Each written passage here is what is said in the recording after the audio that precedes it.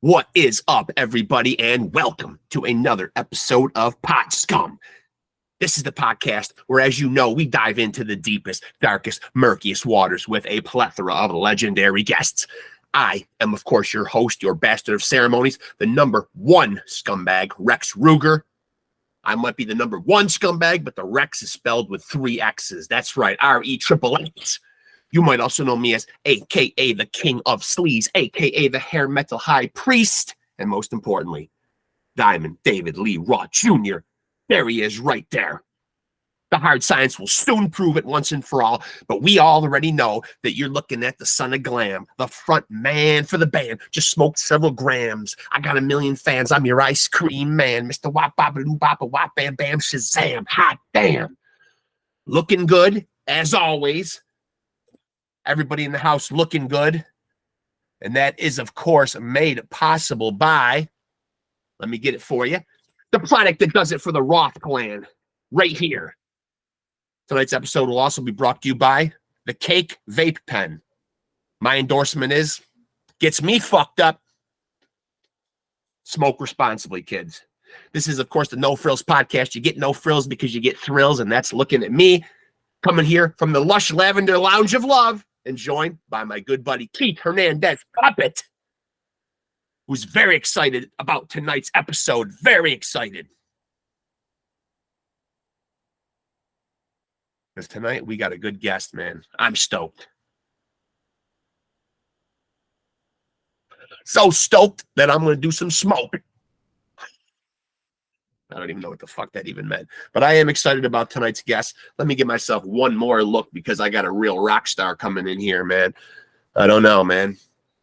Maybe I should be giving him a look-see as he's going to be looking into the smoldering eyes of father and son. And here he is right now. So let's chop it up with him on Pod Scum. Let's do it.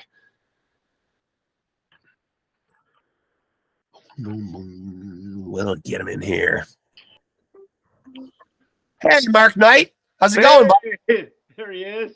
I'm glad we were able to make this happen, man. I mean, sometimes the technology gets just, I'm 50 years old, man, so I barely know how to get this far. You know what I mean? Like, this is a feat for me. This is, of course, Mark Knight from, well, most people probably know you from Bang Tango, but I really love the Mark Knight and the Unsung Heroes shit, man. That's good shit, man. I really listened to it. Really digging it, man.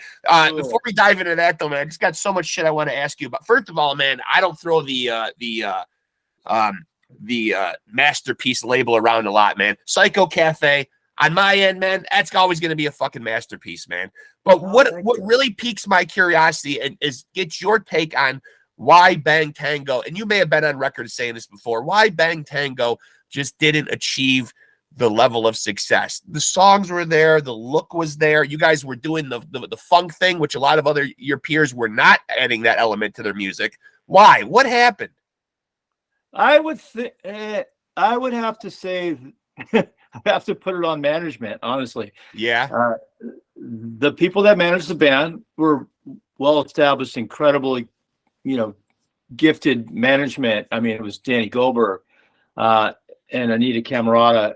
I just think that, we had this single "Someone Like You," right, and that was like really a thriving single, and not only the management but the label decided to pull the plug on that and go forward with another single at that moment. Where I think that if we would have pushed that song a little further and maybe toured more on that single, we would have had a little bit more. We might have broke through that like platinum status. Yeah. And we just couldn't get the breaks with we could not get the breaks with bigger arena type shows and opening acts. We just could not. Our booking agent couldn't get us on opening for bigger acts. We were still doing the theaters, we were still doing clubs, but we were looking to go after like an arena act opening thing, like opening for Whitesnake or one of those bands at the time. And we just couldn't, it just as much as we thought it was going to happen, we just couldn't lock those bigger dates, which would have probably popped it up to the next level. Now I also love, and I don't know what kind of reception you've gotten from the fans. I love Dancing on Poles. Could Dancing on Poles possibly have maybe felt the pinch though as it came out in the early 90s? Did that album maybe feel the pinch of grunge? No, not really. No? I think the grunge thing hadn't really even ignited at that point. It was when we came out with our third record, Love After Death, which never got released. You're right. You know, we were right on the coattails of that whole grunge scene, and actually that record could fit in really well with that whole entire music movement at the time. But Dance on Coals, I don't know. It was still before the grunge movement had really ignited. So I think, no, I don't think that the grunge thing really affected that. We kind of did this whole like big production on that, and a slicker producer, a slicker sound. We kind of probably should have stuck more to the Psycho Cafe production, but we didn't. We wanted to do different things at that point. But no, as far as your question, I don't think the grunge thing had anything to do with that not doing well.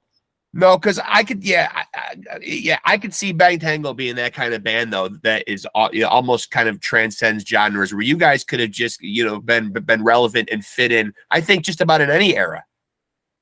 Yeah, we should have just stuck it out because we had a unique sound, and unfortunately it just didn't hold together. The whole industry and the labels, we got dropped and blah blah blah, and but we felt we were like survivors at one point in like '94 when we put that record out that only got released in Europe. We felt like we survived the whole like transition of the grunge sound and all that, but we ended up breaking up anyway. Well, going back, even rewinding further than that, when did you first know that music was going to be the avenue you were going to take in life? Any aspirations of doing anything else, or did you know pretty young? Oh, I knew. Yeah, it was my passion. Music was my passion. Guitar was my passion. Yeah, I picked it up at a really young age and just fell in love with the instrument, and it came naturally to me. And I just love music and loved playing guitar and loved writing songs eventually over time. And there was never a doubt that that's what I wanted to do. Who are some guys, then and now even, who are some guys who, I don't want to word it like the influence question because that gets asked by you guys all the time, but who are some guitar players that really get you excited when you hear them play? Now or back then? Oh, just your all-time favorite guys, the classic guys, Jimmy Page was a big influence. Yeah, I can hear that. Michael Schenker was a big influence when I was a kid. And then I evolved into different players like Stevie Ray Vaughan and the blues type cats, and then Jeff Beck's always in there. There's just so many. And modern guitar players, I really love Warren Haynes, who played with the Allman Brothers. Yeah, he's one of my newer guitar players. But there's just, I just did a list recently on Facebook of my top 10 that influenced my style. Yeah. But there's just so many, you can't really put there. None of them are like better than the others. They're just great all around, the ones I picked. Eddie Van Halen, I loved as a kid. Of course. Randy Rhoads, of course, those guys I grew up with, wanted to be a shredder but just so many of them, I had a few people who knew that who I'd spoken to and told I was going to have you on, and I would be remiss if I didn't ask this, and I don't want to get dumped on about it in the comment section about it. But for me, Psycho Cafe, I think of Joe, Kyle, you, other Kyle, and Tig as kind of like that classic lineup. And I know people will say never say never. Would we ever see you guys back together again, doing any reunion in any way, shape, or form? Well, yeah, we did one in 2020 at the Whiskey. But you know what I mean? Like, would you, continue on as a band together, or is it kind of past that point? Well, we did that reunion. We did the reunion. We sold out the Whiskey. We got everybody together, which was an awesome show. We went in and did some hard rehearsals, and we got it together, and we pulled up a good set of all our records. And as far as now, I don't see it now anymore. No. Not. I mean, I'll never say no. I'll never say never. I mean, you never know. But at this point, it's just we did that reunion, and the pandemic struck, and it kind of knocked us off our access of what we wanted to do, and then personal things came involved, and the band just kind of fell back into its weird personality differences, and it's like a dysfunction. It's like a dysfunctional family, right? I mean, it's I mean, it is, and it's just stupid little stuff that never kept that band together, it's just like little ego, little just personality fluctuation of consistency on personalities, people not pulling up weird faces that they had from the dysfunction in the band originally, right. And bothersome to me, not necessarily. The other guys may say something completely different, but it all came back again, and it just didn't work out for me. And I'm fine making my own music and putting out my solo records, and you should be, because these albums are fucking awesome, and we'll get to them. But parenting, has being a parent changed the way you create or approach music? You're a parent. Yeah. Great question. Yeah. Yeah, absolutely, because it gives you fuel for songwriting and think subjects and life experiences to write about, like raising your children and seeing them become musicians and being artists. Both my girls are very creative, very artistic people that they, you see, your whole entire being become influenced into their being, and it's it's absolutely phenomenal. Thing having children, I know.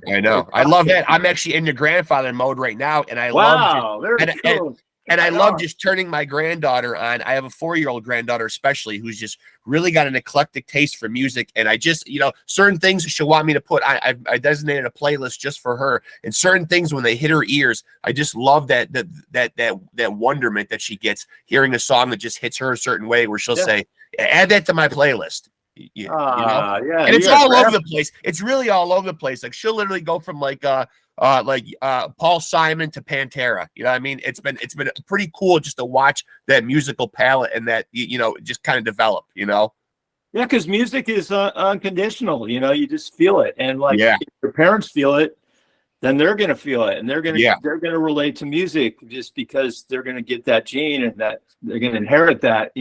And my daughter Scarlett's an incredible musician, singer, songwriter, and guitarist. And my other daughter, Lucy Blue, is just an incredible artist, natural artist. Just like, she can just draw like none of us got that gift. And she keeps telling me, "Dad, you got to draw more." I'm like, that's your thing. Well, and she wants, so they both inherited this art thing that they got from, probably me and their mom, but, Scarlett, my youngest, is just natural musician, and she's writing and putting out records and songs. And that's great. And she's how old?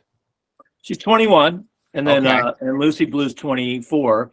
But Lucy Blue is my oldest. She's just a natural artist. I mean, she's a tattoo artist. She just can draw. Like, we're just like, where do you get that talent from? Not from me, but she's like, "I did get it from you. You need to start drawing." I'm like, "No." Yeah. So what are you really getting out of this Mark night in the Unsung Heroes? What void creatively is it filling for you right now? Is it are you making music right now that's satisfying to you? It's everything to me. Yeah, it's just everything to me. I'm a solo artist. I've been that way I've been doing my own solo stuff for 20 years. I mean, the original Bang Tango broke up in 94 or 5, whatever. So I'm constantly writing, creating, and putting out records, and being an artist and a singer-songwriter. And it's not only is it everything, it's the only thing musically. Right. So, I don't do anything else. I don't do any side project. I get a lot of offers to do side projects and play. Every once in a while I'll play a solo or two on people's projects. But it's basically all of it for me musically. Yeah. Is it hard do you take that approach because is it hard to be creative and make your own stuff and go dabble in like other projects? Do you feel like that's the approach that works best for you, to have kind of like a singular focus on one project? Yeah. It just works best for you. Yeah. Because I'm always amazed by these guys who are just like in like 15 different bands. It just like seems crazy sometimes, but if they can do it, I mean, God bless them. I mean, but I just don't, I don't do it for you know, I do it for the art. I'll be honest. I do it for the art. I don't do it for like, you know, obviously if I needed to make more money as a musician to subsist, you know, to keep going in life, I would probably do a lot more stuff. But you know, I do other things. I do woodworking, I do painting, I do like construction, whatever I got to do so I can do my art pure and not, you know, I'm not saying that I'm some like purist artist, but I stick true to music as being more of a passion and a love rather than like my full income, you know. Right. Eventually, maybe one day it will be. I make probably 50% of my income comes from music. 50% comes from other things, like I said, painting, construction. I build furniture. I got a wood shop in my yard, and you know, but I still don't work for anybody. I still work for myself. So that's the key. That's nice. And I'm not gonna make 8 records with 8 different people that want to get together and write a record. I mean, I could probably do that. I don't knock those people that do that. I think it's great. You know, whatever you got to do to make ends meet as a musician. But my path is just doing my own original music, and I can sincerely say that because I've never done anything. You know, I played for Rhino Bucket a little bit, the band Rhino Bucket. You know, I filled in and did a half dozen shows with them. And at times I'll play with good friends and maybe play guitar for them, or I'll throw a solo down on somebody's project. But for the most part, it's just my own stuff and the Unsung Heroes. And so what's the itinerary like as far as like going out and touring? Because, you know, obviously, you know, not any of us can do what we did when we were in our 20s. How do you approach touring nowadays? Do you do, you know, like a few isolated dates and come home? Do you go out for a long period of time?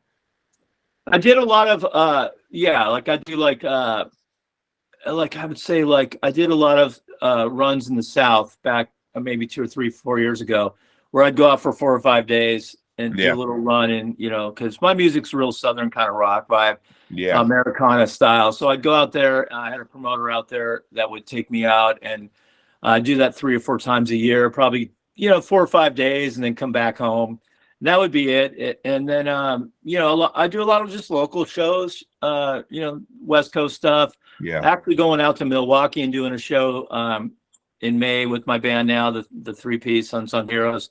But, you know, I don't do long tours. You know, I really, you know, as far as like, you know, the Monsters of Rock and those type of shows, M3, my music just doesn't really fit in with some of those 80 era rock bands. Right. And I don't get the invitations. I'll be honest. It's like they look at me, I'm like, yeah, man, you know, your music's a little, they just don't, you know, I'm not like, I just don't get the invitation. I'll be honest. Like, sure, I'd go on a Monsters of Rock cruise and Mark Knight and the Unsung Heroes and play with, you know, all those bands, but I just don't get the invite. So I don't take it personally, because the music is completely different. It's definitely a different style and genre of music, which I worked hard to make that. You can hear that. Yes, you can absolutely hear that. So when you sit down to create, do you like, what's your creative process like? Like, are you somebody where ideas are just kind of flying in? Could be anywhere at any time, or you got to kind of sit down and create an ambiance? Do you have a specific routine when you're going to sit and write music? Yeah, I have kind of a routine. I kind of have this, you know, I kick it in my backyard probably around 3 or 4 in the afternoon, and if I decide I want to write, then I'll throw some ideas together. They don't always come up. Sometimes they do. Yeah. But I'm not like one of those guys that gets up at 4 in the morning and goes, I got to brainstorm. Yeah. I mean, that's great. I mean, a lot of artists are that way. No, I just kind of like, half the time I'll just be like, you know, goofing around on the guitar and write some kind of jokey Sunday song, you know, and then be like, oh, that's kind of cool. And then every day I'll just add on to that. Next thing I know, I got this cool song. So that's how they come. I don't plan to write in a certain time, but you know, usually in the afternoons, like happy hour vibes, you know, I'll go out in the backyard and pick up the acoustic and play a couple songs, and all of a sudden I'll throw a couple chords around, be like, oh, this is kind of cool. And then I'll write some lyrics, and then, but I don't know, they just kind of come to me. I get lucky with that. I actually got 3 new songs for I just about to release a new record coming out. Yes. But now I'm starting to write for the next record, and it's like I don't even try. I'm just like, I I haven't written in a while. So I'll start throwing some things around as a joke, and next thing I know, it's pretty cool. Yeah. So since you brought it up, new Mark Knight and the Unsung Heroes will be unleashed when? So I have a new record, all completely in the can. Adam Hamilton produced it with me, and Wayne Lothian, he was part of it too. He played bass on a bunch of the tracks, and Dick Kettler played drums. It's called Lonesome Songs. Okay. And it's completely done. The art, I just got the artwork this weekend.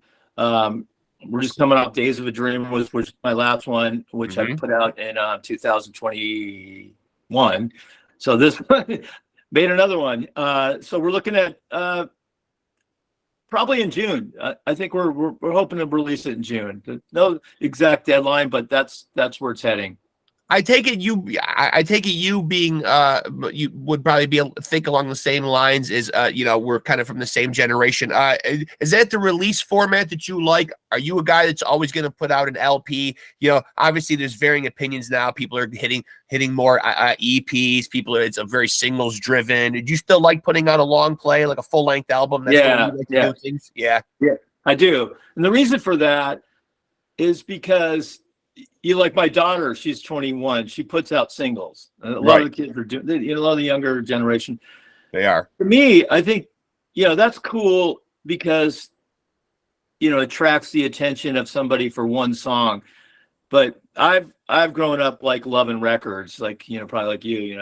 Absolutely full length records. So I feel like I'd rather put out a batch of songs, like 11 to 12 songs, and just do it old school and give people like a whole dose of what you've been doing rather than just trickling them along with singles. I don't buy that. I mean, I think it works for some bands, I just don't, I'd rather just throw out the whole thing and then work that and just let it fly rather than, one song at a time and then hoping for more of another buzz for the next time around. And you're always trying to get people to like be interested in your music. And for some reason, the instant gratification of people these days just want to see something right away. You can always take that whole record and put those out every month, and right. It is unfortunate the attention span of the American, the consumer nowadays, though, because it does. I think that is part of the reason behind the whole the impetus of people releasing the singles. It's just trying to stay in people's minds and stay relevant. So worried about being forgotten and not staying on people's brains.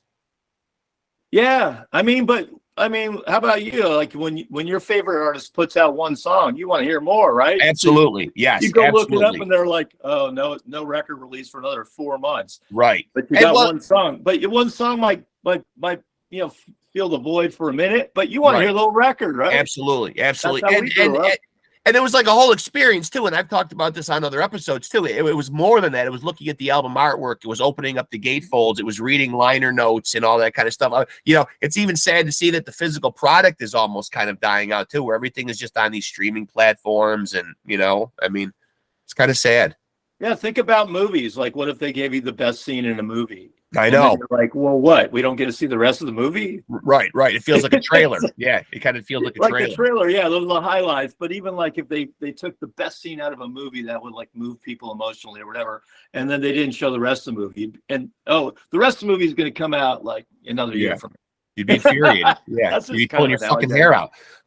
Okay, so obviously, it's this is one of the ones, Mark, that I'll be honest, it just sticks in my craw. I hate to go back to it and backpedaling in the interview, but something you said earlier about Bang Tango, about some of the missteps of management or whatever, and this is just another theory that I want to bounce off to you. Do you think sometimes it's hard for like labels and companies to kind of really get behind something and push it if it's not really fully understood? Because you guys did have a very unique sound. It always seemed to be about branding. And even now today, it seems like everything's got to be put in these neat little boxes, and genres have all these subgenres. Were you just hard to market back then because you were so unique and maybe even ahead of your time? Yeah, we were caught in a rock and a hard spot. Basically there was this whole like LA glam rock scene going on the strip. And when we came out with this kind of like darker alternative kind of vibe, we were influenced by a lot of bands that were, not glammy bands, and like the Cult, for example. We love the Cult. You know, we love we love Jane's Addiction. We love the Chili Peppers. We love some of these bands that were alternative from like the mainstream, Poison, Rat, those type of bands. So what the problem was is the bands we wanted to play with thought we were just a Sunset Strip band and thought we were just like, you know, a hair band and you know, Pretty Boys, you know. And then the bands like even those type of bands like Poison and those bands looked at us like we were just a little off the beaten track style and unique band. So we were stuck in the middle. And you're right. I think the management did have some problems kind of like placing us because they weren't getting a response from the bands we wanted to play with. Like we should have gone out with the Cold. It would have been perfect, you know. Yes, I agree. You know, but they weren't going to take us on as an opening act. We just couldn't get the breaks because, you know, we were caught in that middle spot. So, yeah, like Jane's Addiction, we like bands like them and like, you know, kind of alternative kind of stuff. You know, we like even weird bands like, you know, the Mission UK and some of these European like alternative like gothy bands. We like them, and then you know, then of course we like the rootsy Aerosmith and Led Zeppelin, and that was my kind of more influence to the band. And then we had like, you know, influences in classic rock like Jimi Hendrix and those type of bands, and you know, those type of artists. And we were just kind of caught in this, you know, in a hard spot. Yeah, it was a good question though. I mentioned that classic lineup. How much interaction do you have these days with any of the guys? And have there been any projects, or could there be any projects on down the road where just you work with just any of the guys, albeit Tig or Kyle or you know? Tig's in the Unsung Heroes. Yes, yeah, that's right. Tig is in the Unsung Heroes. What about the rest of the guys? Oh, that's right. I forget that Tig's in the Unsung. Yeah, that's right. Tig, my drummer, and Kyle Stevens was in the Unsung Heroes up until like 2020. So I had Kyle Stevens and Tig, and you know, Kyle played on Days of a Dreamer, my last record. So I had pretty much the whole band play on that last record. So those projects are still like, you know, like I said, Tig's with me now. He's been in and out of Unsung Heroes for 20 years. You know, and Kyle Stevens too. He was in the Worry Beads with me years ago, and then he came and joined the Unsung Heroes when we put out Don't Kill the Cat record. He did a year, 2 years with us, and you know, things just didn't work out. So yeah. And are you somebody that's ever really thought about like you know how you hear people say, oh, you know, I don't want to still be up on a stage doing this at 70 or 80 years old. Have you ever thought about putting like a timestamp on like a musical career, or do you just kind of go till the wheels fall off? Wow, never had that question asked. What is the formula? Not that we want you to go anywhere, Mark. I don't want you to go anywhere, but I mean, you know, obviously, you know, I can see myself retiring as just a studio songwriter, recording artist. You know. Rather than getting down there and have to put on the big show and rock out all the time. I love doing that. Don't get me wrong. I just had a great show on Sunday. We played with Junkyard and Little Caesar, and you know, we kicked it out, and it was a blast to be up there. But you know, I'm pushing 60 here, you know, and I'm not saying like, you know, the Stones do it when the Stones are in their 80s almost. But then again, they got like, you know, plush lifestyle to do that, you know. But getting in a van, traveling around in my 60s with a bunch of dudes, like I don't see myself doing that. I mean, I'm not saying that like, you know, I'm not hardcore enough. I've done all that, you know, but I don't know. I think I'll always play live somewhere, maybe like locally more acoustic, maybe. I've done a lot of acoustic shows, but like, you know, I don't do a lot of touring now, you know. It's just like I said, I don't get the opportunities. I'm not getting. How about any musical collaborations or ever working with your own children? Oh yeah, Scarlett, my daughter Scarlett, she sang on my new record with me.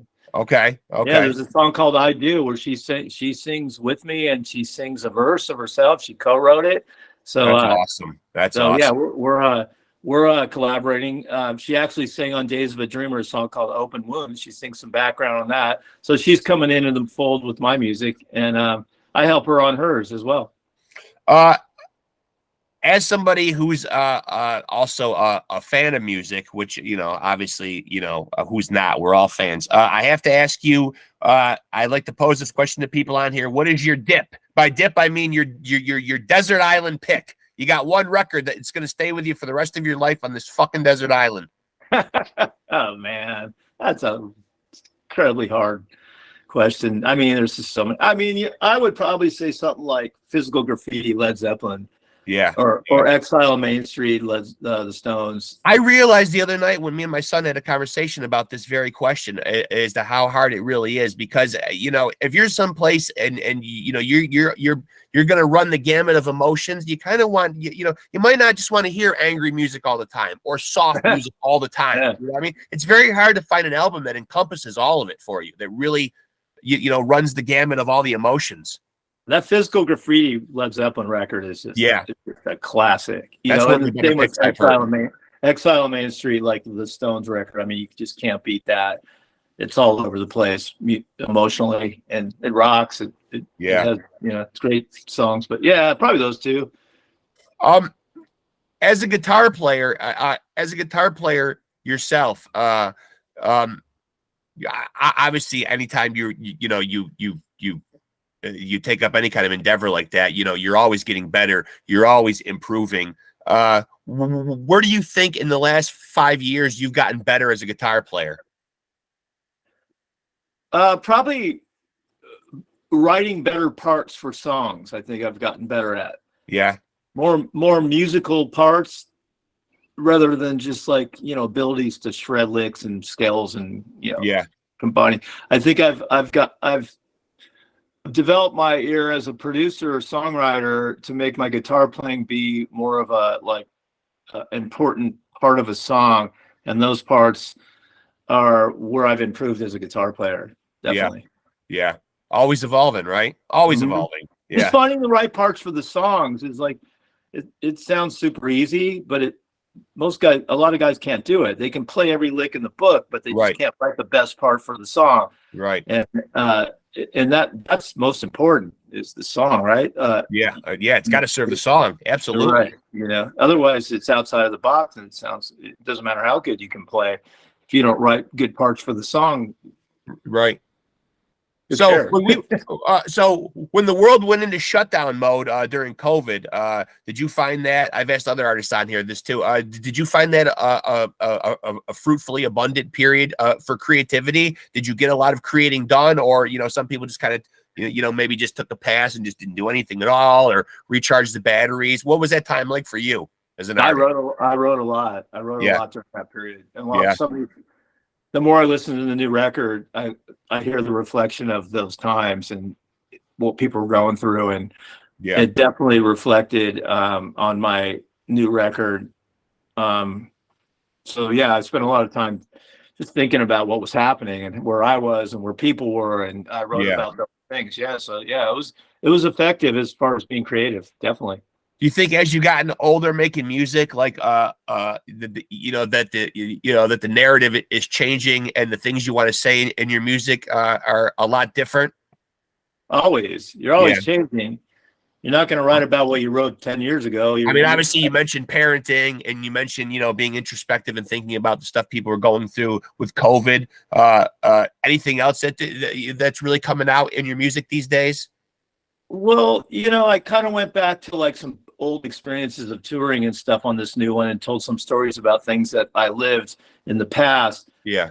Rather than being all about me, you know, like a lot of times I just write about, you know, I'm having a hard day or whatever, you know, whatever I'm going through with my kids or my family or logical, absolutely, or my struggles. But so this time I kind of dip back into a little bit of stories about past times I've had and struggles with that, and positive times as well. And then I always reflect on other people's lives too when I write. I try to grab stuff about things I'm observing from my loved ones going through something, or friends going through something, or you know, things that I've just experienced on other people's lives. So I kind of tapped into all those things on this one.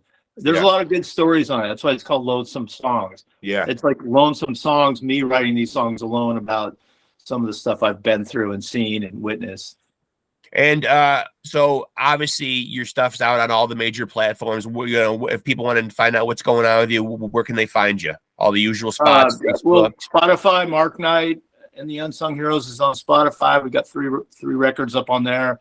You can go to Mark Knight and the Unsung Heroes, our website, and all the CDs are available. I have like 6 solo records out. Yeah. So they're all there. And then there's the Mark Knight Music on Instagram, and then Mark Knight and the Unsung Heroes on Facebook. And I have my own page on Facebook too, called just Mark Knight Music.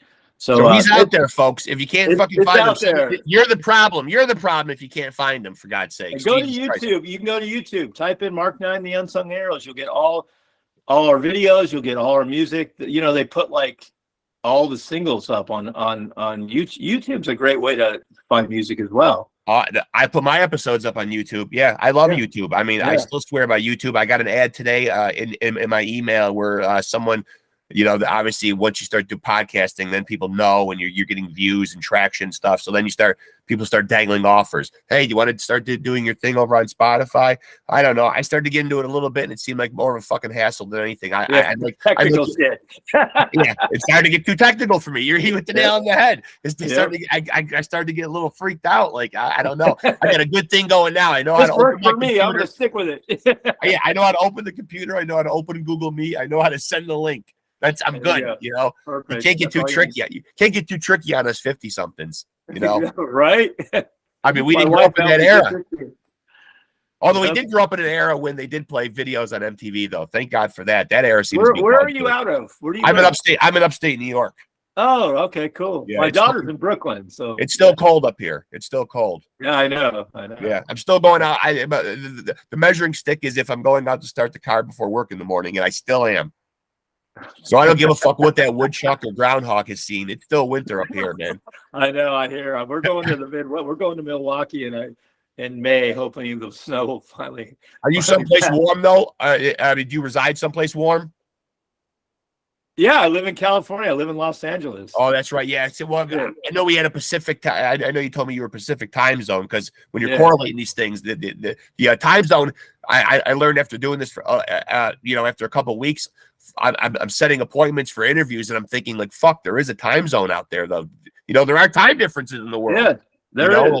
If someone's joining me from England, I've had guys on here from across the country. That's why I said PST is Pacific Standard Time. Yeah. Well, this has been a hoot talking to you though, man. It really has, man. I really dig the Mark Knight and the let me get the name right, and the Unsung Heroes. Who are these Unsung Heroes though, man? Like I mean, has this been the same nucleus of guys the whole time? You mentioned Tig, but like all these guys. The Unsung Heroes is a broad a band of different musicians. They're basically all my friends, right? Yeah. So they come and go.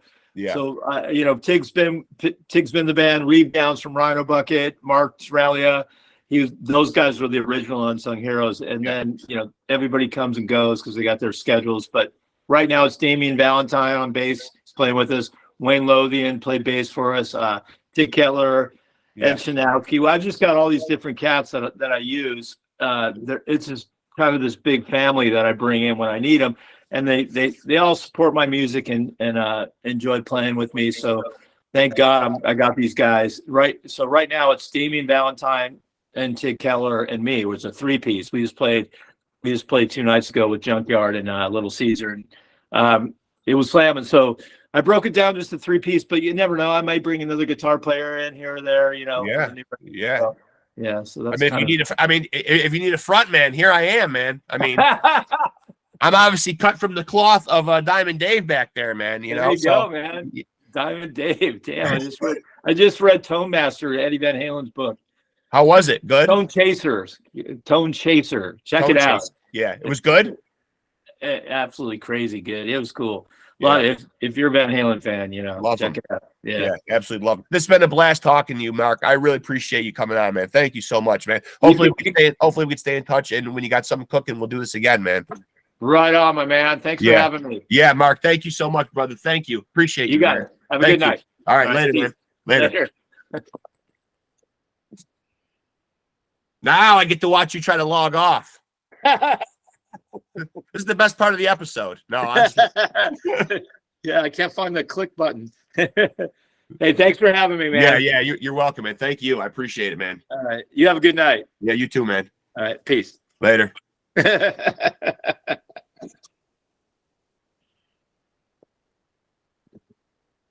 He's having a hard time. It's all right, man. I don't edit anything, man. You're not the first guest that's had a hard time. Is there a picture of a red phone at the bottom? There he goes, folks. There he goes. But he was exiting with trouble. Let that be noted, Mark Knight. You're not the Dark Knight. You might be Mark Knight, but you couldn't pull a Batman or a Matrix and get out of the room. Keith, you see that? No, we got to give him a pass. We're old farts, too, that don't know nothing about technology. That was Mark Knight.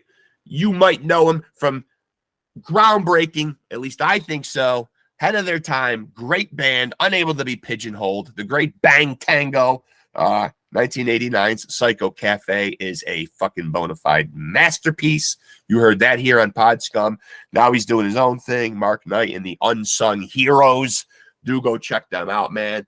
A little more of a southern rock tinge to what he's doing these days, man. But fucking kick-ass guitar player. Kick-ass fucking dude. And I really appreciate him coming on here, man. I hope you guys enjoyed that episode as much as we enjoyed chopping it up with Mark. And until next time, remember to take it easy and keep it sleeping.